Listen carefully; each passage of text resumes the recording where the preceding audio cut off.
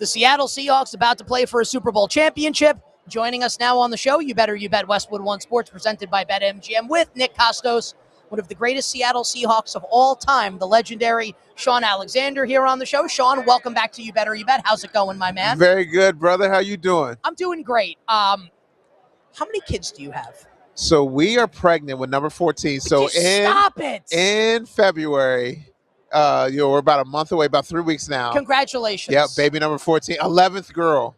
God bless you, man. That's so wild. Was your first a girl or a boy? First 3 were girls. So I have my daughter, I have one child, girl, turns 2 in May.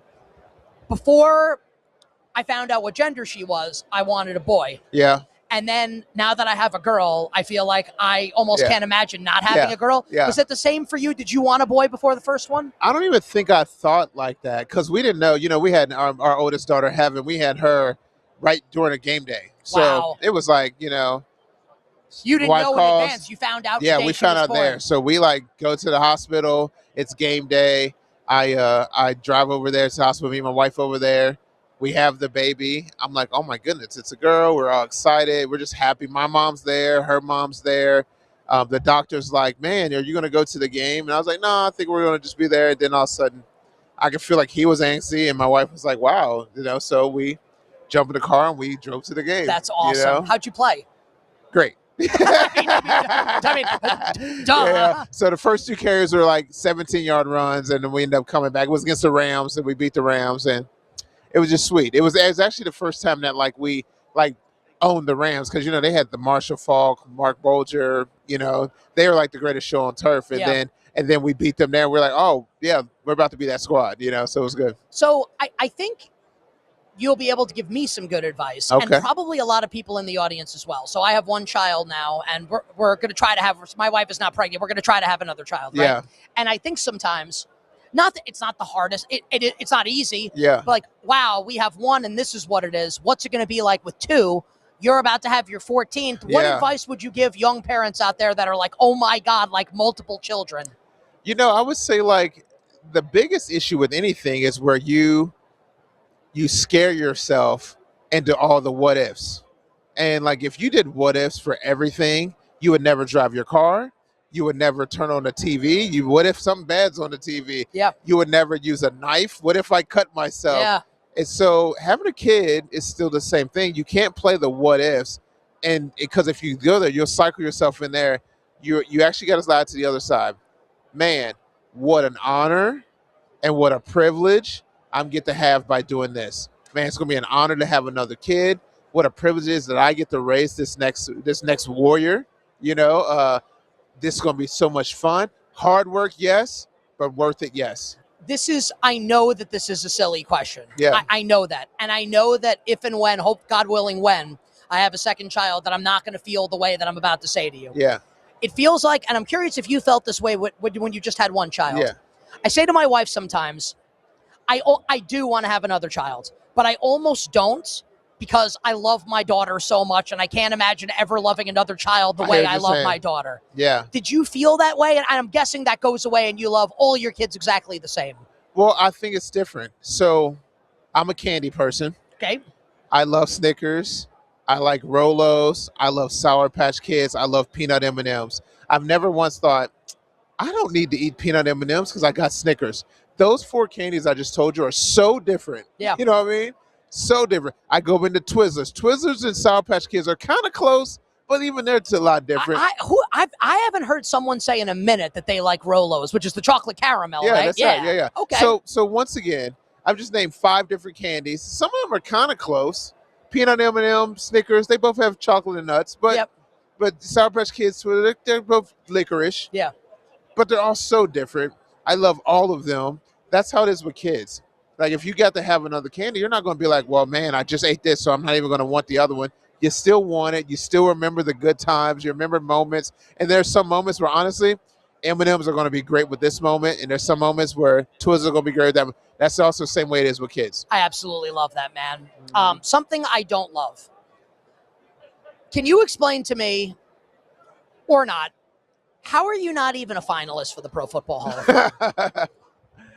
Man, it's Hall of Fame's taken a lot of hits recently, and I think this is a big one.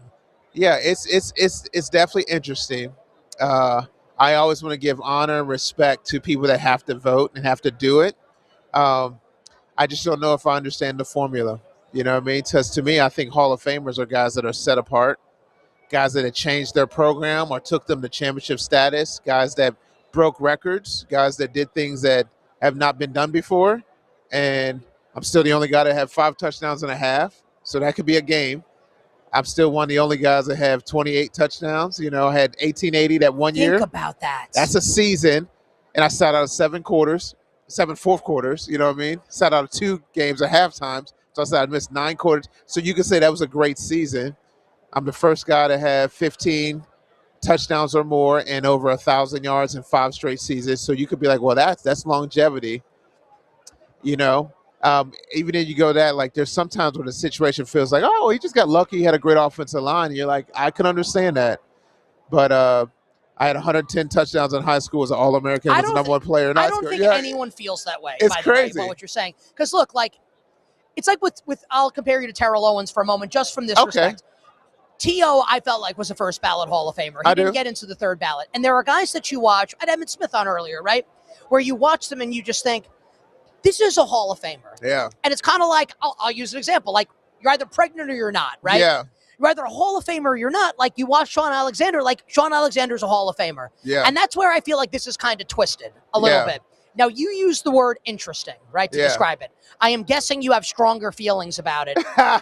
If you'd like to express them, I would imagine. I mean, how could it not be something that's like gravely disappointing? I don't want to put words in your mouth, but I like it out of just respect. You know what I mean? Because I feel like everybody tries to do their best job, and I think that sometimes you create things like, well, hey, we want to make it harder to get in. Deion Sanders said we want it to be the Hall of Fame and not the Hall of just good.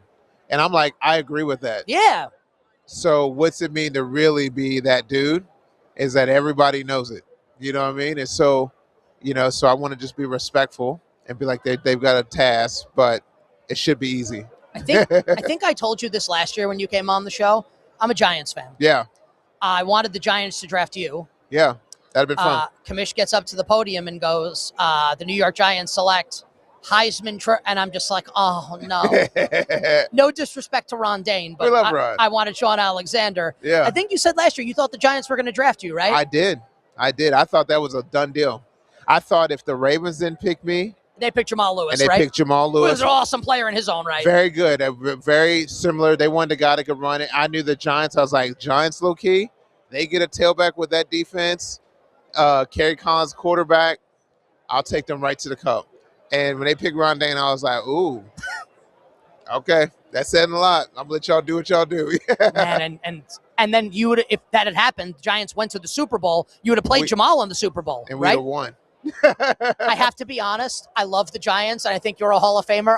I don't think anything would have stopped that Ravens team from winning that Super Bowl with that defense. I don't know.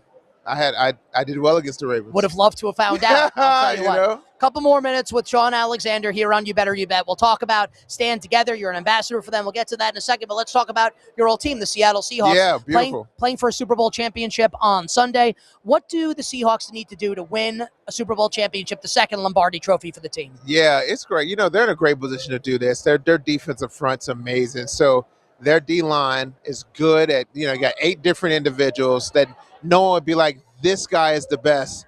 But every last one of them are superstars. And so they play great. They got to, as a unit, attack Drake and keep him in the box. And their D tackles are amazing. So that fits into what they do. They just got to go beat themselves. Protect the ball. Sam's got to protect the ball. They got to give the ball. Kenneth Walker's in an interesting situation because with Charbonnet hurt, he should carry the ball about 25 times. And I think that if he carries the ball 25 times, it makes the Seahawks actually a little bit better because he has such breakaway and he breaks so many more tackles than you see, where Charbonnet's bulldozing. I think Kenneth's going to have a great game this week. So you think Kenneth Walker's up to the task of carrying the load like big time here on Super Bowl Sunday? I do. I don't mean this. I mean this sincerely. It's not a disrespect to Zach Charbonnet. Yeah. I feel like a lot of people, and I'll be honest, I like fantasy football, right? Yeah. So I kind of look at things through that lens. Charbonnet's a good player. I kind of think Ken Walker should get a lot of the carries, like more than he does. So you agree with that? Yeah, 100%. I love Kenneth's game. I think Charbonnet's good. And it's not But I think disrespectful to him. Kenneth has the potential to be great and be like a Pro Bowl, All-Pro type running back. He just doesn't have enough touches, and that's because that's the scheme of the team.